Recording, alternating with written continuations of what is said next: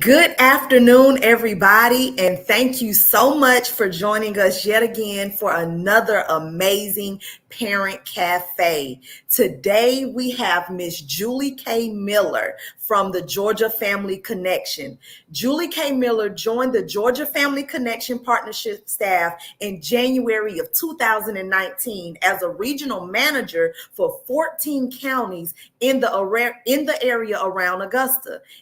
In that capacity, she provided technical assistance to the Family Connection Collaboratives in those counties around a broad board governance, strategic planning, data and evaluation, partner engagement, program implementation, and training.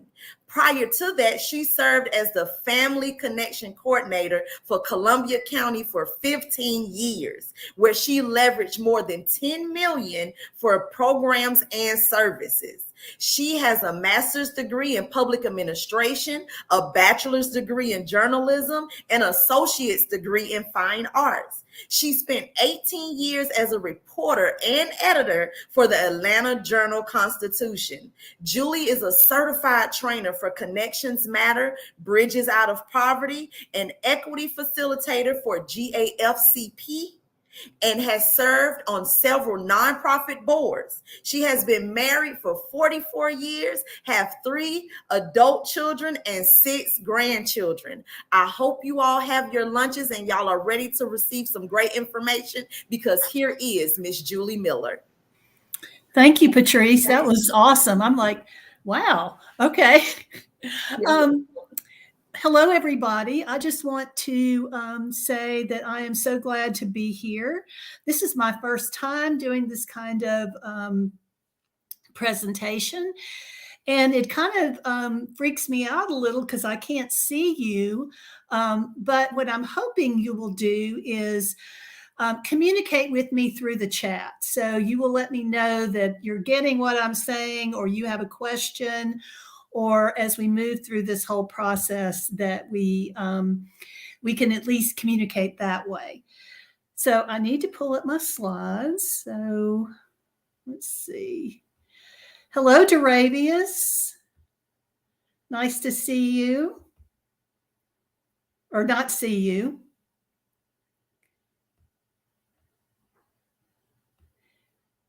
Why is it not coming up? There we go. Okay. So today we're going to be talking about trauma and resilience. So first thing I wanted to ask you all, when you see those words, what does that mean to you? Or how does that make you feel when you see trauma and when you see resilience? If you want to type that in the chat, that would be great. I'd love to be able to, I can't see it right now, so I'm hoping that the people that are working with me on this will help me get to that information later on in the presentation. So type in what you think about when you see trauma and resilience. Overcoming. Okay, great. Yes, I can see it. It pops up at the bottom. That's awesome. Right. So it really is about overcoming and dealing with a lot of the trauma that many of us have experienced in our lives. So thank you, Cassandra. Through the trauma, I can make it. Right. So we can get from a place of hurting to a place of peace. So what I want to do is define the word trauma, about what we're talking about today, and define the word resilience so that make sure that we're all on the same page with that. So the American Psychological Association has a long definition, which I'm going to shorten a little bit for us. But essentially, trauma is a person's emotional response to a very distressing experience. Now think about what I just said there, because I said that it's your emotional response to an experience.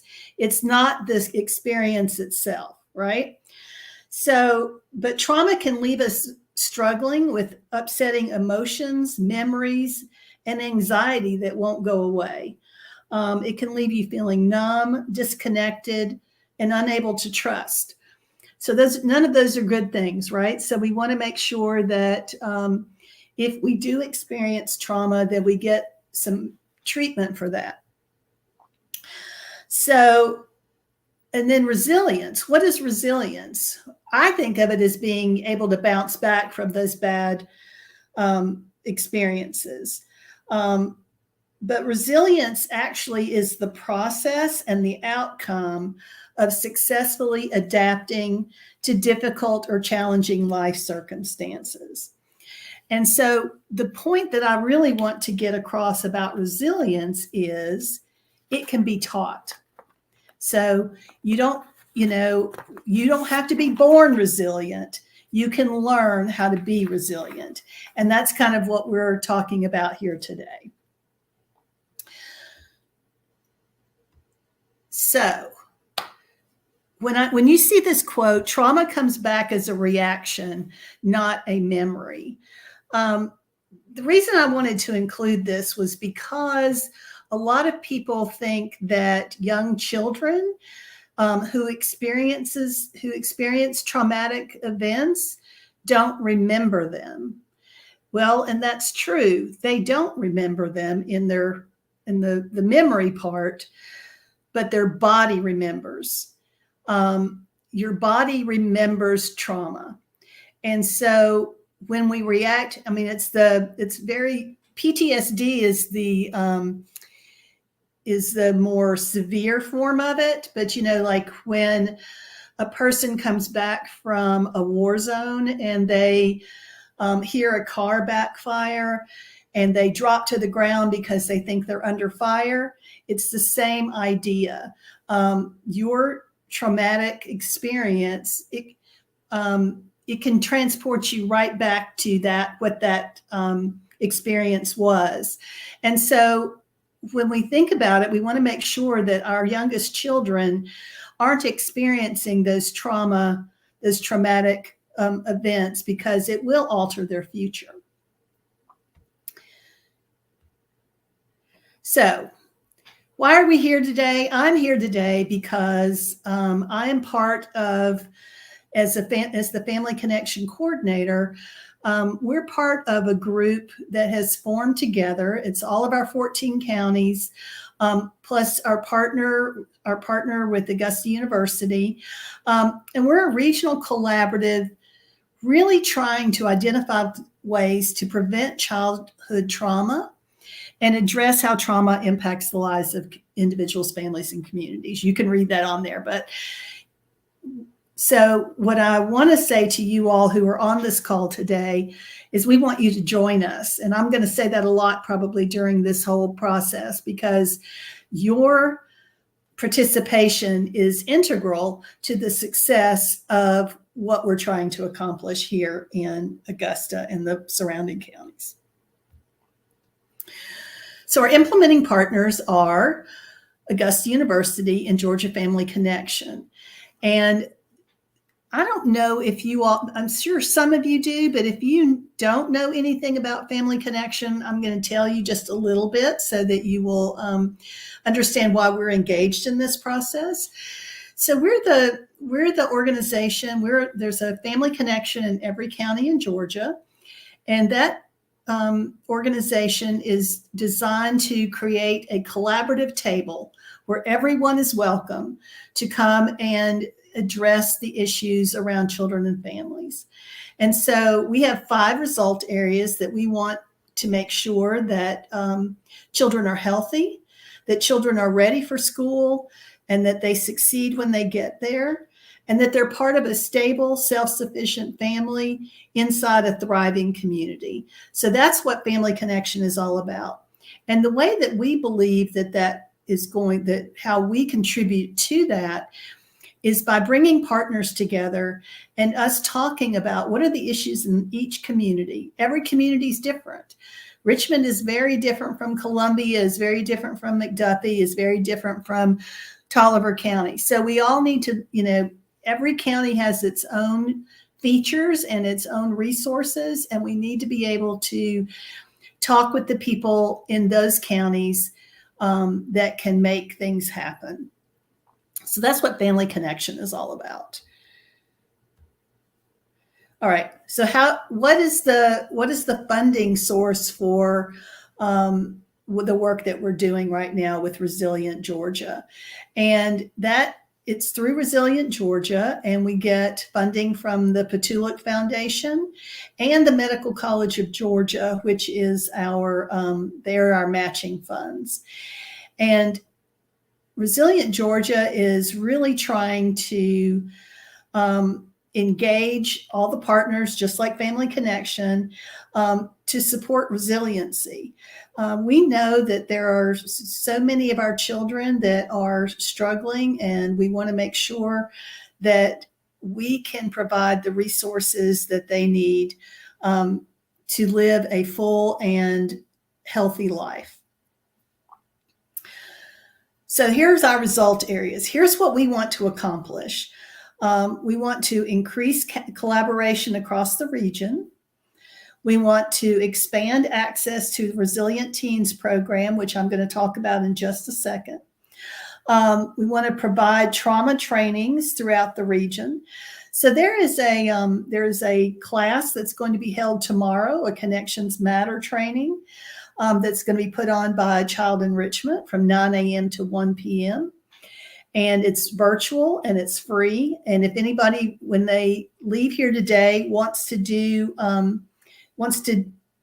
get busy and learn more about trauma and its impacting communities and things that you can do to help, that's a great way to get started.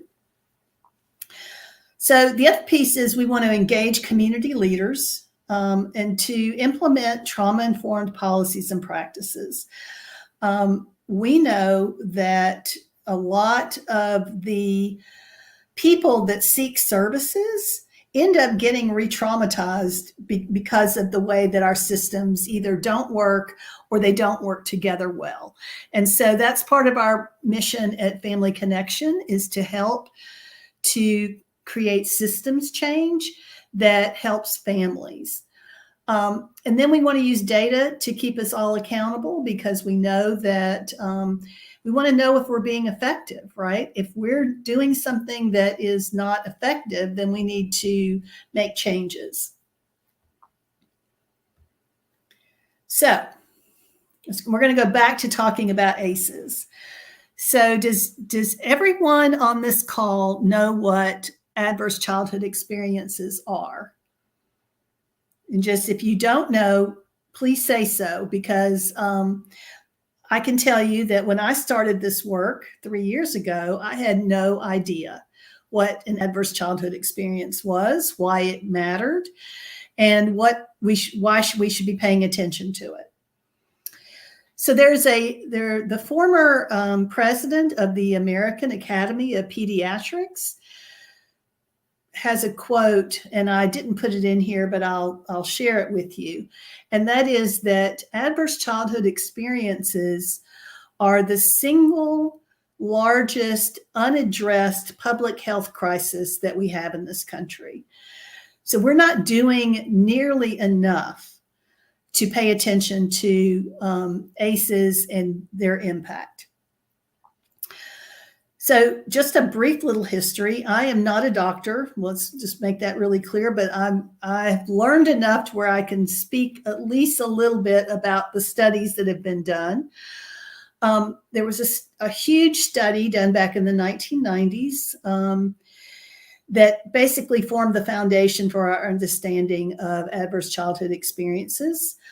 And there's been a lot of studies since then that have supported that research, and that we all know now is it tells us a lot about how adverse childhood experiences impact us as adults.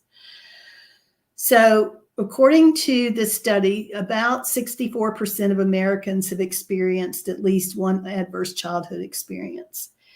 And what we know from that is that the more ACEs that you have, the greater risk you are for adult diseases such as diabetes, cancer, heart disease, substance use. There's all sorts of outcomes that go along with being at a greater risk. It's not destiny, but it is putting people at a greater risk who've experienced these adverse childhood experiences. So why did we focus on teenagers to get started? So you all know we started this work in 2019, and we wanted to provide mental health first aid training for teenagers throughout our school systems. And the reason we wanted to do that was because we were seeing a lot of, there was a huge increase, a huge spike in suicide ideation, suicide attempts, and people showing up at the emergency room for suicide attempts. And so what we wanted to be able to do was look at, well, what's going on there? What can we do to help that? And how do we address that? So we did our research. That's what's great about Augusta, having a partner like Augusta University and the Medical College of Georgia. They have, access to a lot of data. And the woman who gave the last month's Parent Cafe, Dr. April Hartman, she was someone who was very instrumental in helping us get Resilient Teens off the ground, because she said in her pediatric practice that she was seeing so many teens and that she did not have any resources to refer them to other than therapy. And she wanted some sort of a skill building class to be able to help young people cope with their anxiety, with their stress, with feeling isolated, all of the things that were going on. So that was how we got started. And then what happened? We had a plan. We were going to roll it out to all the schools, and March 2020 occurred and all of the schools shut down. And so there was no way for us to deliver the Resilient Teen program in the form that we had planned it. So we had to regroup and figure out what to do from there. So what we did was, and what is that? There's a saying, it's the necessity is the mother of invention, because we had to figure out something really fast. And in the process of all of this, Dr. Kim Loomer, who is my co-partner in all of this work at Augusta University, she had all of these medical students who were now locked out of the hospital, and they could not go to the hospital to do rounds because of COVID. So she came up with the idea, which I think is brilliant, of having the medical students serve as the facilitators for the Resilient Teen classes. And so we all had to learn how to use Zoom. You all know that was a big learning curve. And then we started developing these classes, these sessions for these teens. And they're built around the 5 pillars of resilience, which are self-awareness, mindfulness, self-care, positive relationships, and purpose. And we added a suicide prevention lesson as well in the program. The first class that we do is around ACEs and adverse childhood experiences and explaining toxic stress. And then at the end, it's an 8-week class, and we end up doing like a review of all of the things that the young people have learned. So that has been extremely successful so far. We've done 5 cohorts, and we've done with 200 students, and we had 94 future doctors engaged in that process. So if you know of a young person, a teenager who could benefit from this, which I think every teen can benefit from it, this is where we will have a new cohort starting October the 3rd. It's all on Zoom. and it doesn't cost anything to attend. And if they're diligent in attending and they attend all the sessions, they get a $100 incentive for attending. And so they can register now on to, I think until the mid-September, we'll keep the applications open. So I would encourage you to please, if you know teenagers, encourage them to sign up. And then the other thing that we're doing is we're having a conference. It's actually a one-day summit in North Augusta at the SRP Park in the WOW room. And everyone is invited. It doesn't cost anything to attend. We just need to know that you're planning on coming so we can plan for your lunch. And there's a 200-person maximum. So you can come and learn about all of the different things that are being done in our community, what Augusta University is doing around adverse childhood experiences, what around the state mental health, the new Mental Health Parity Act. We have a doctor from Augusta University who serves on that statewide board. And so he'll be speaking. We'll have representatives from our teens and our Resilient Teen program speaking. And we'll have a youth justice panel to talk about what we can do around youth who are in our juvenile justice system. So there's going to be a whole lot of really cool things. We hope that you will attend and join us in this work, because like I said before, we need everyone to be a part of it. And then this, my slide. Okay, there we go. And here's how you can, if you want to get the emails from us about meetings and things that are going on, you can scan on this QR code and join us that way. Or these are things that when I think about, people say, well, what can I do, right? So these are just some ideas that you can do to get engaged in the work around adverse childhood experiences and transforming our communities. First thing is to learn as much as you can about trauma and its impact. I am continuously learning new things every day. There's a book that Oprah put out with Dr. Bruce Perry called What Happened to You. That is a really, really good book to read.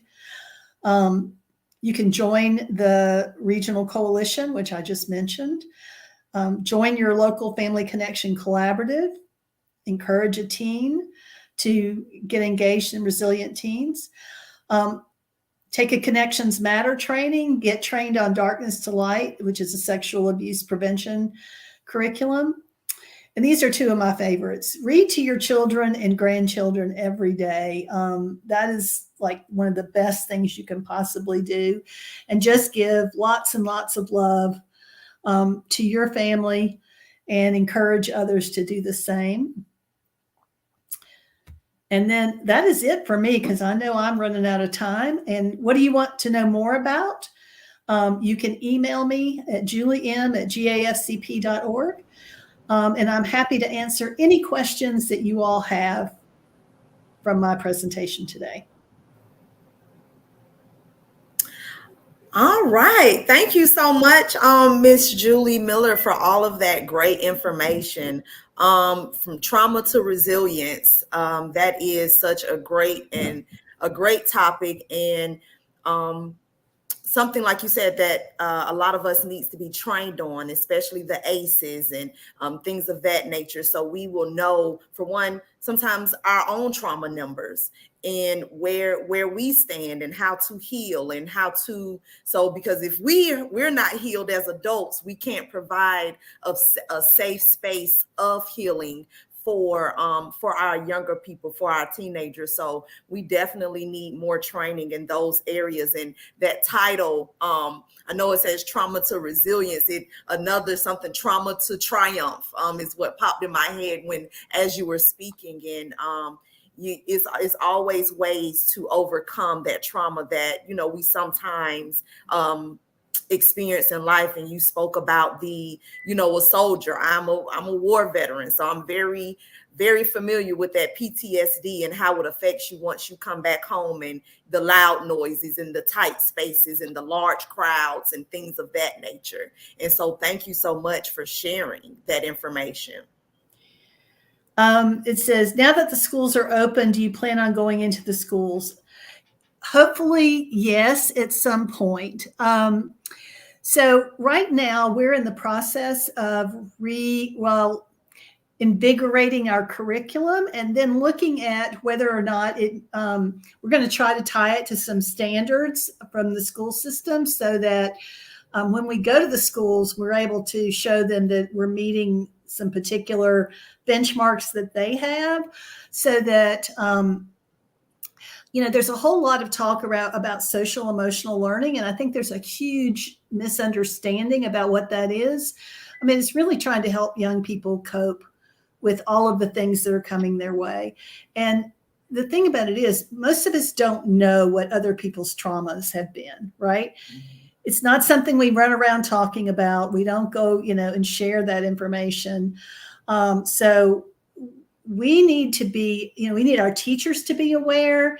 I've heard somebody say, oh, well, that child is just bad. And that's a 5-year-old child. And I'm like, yeah, I don't think that's what's going on here. I think more than likely some bad things have happened to that child, and we need to be aware of that and respond accordingly.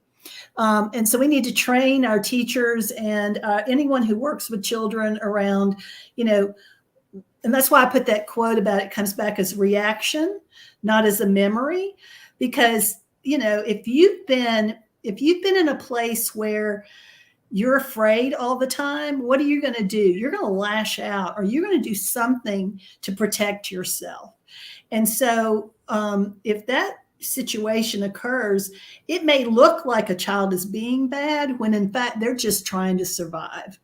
And so those are the things that we need to help people understand.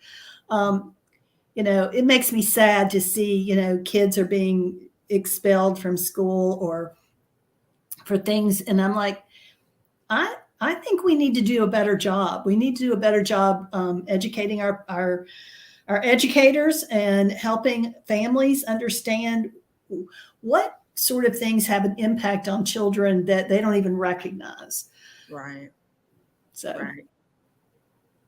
No, the teens do not have to have any sort of trauma. Just being a teenager is traumatic, right?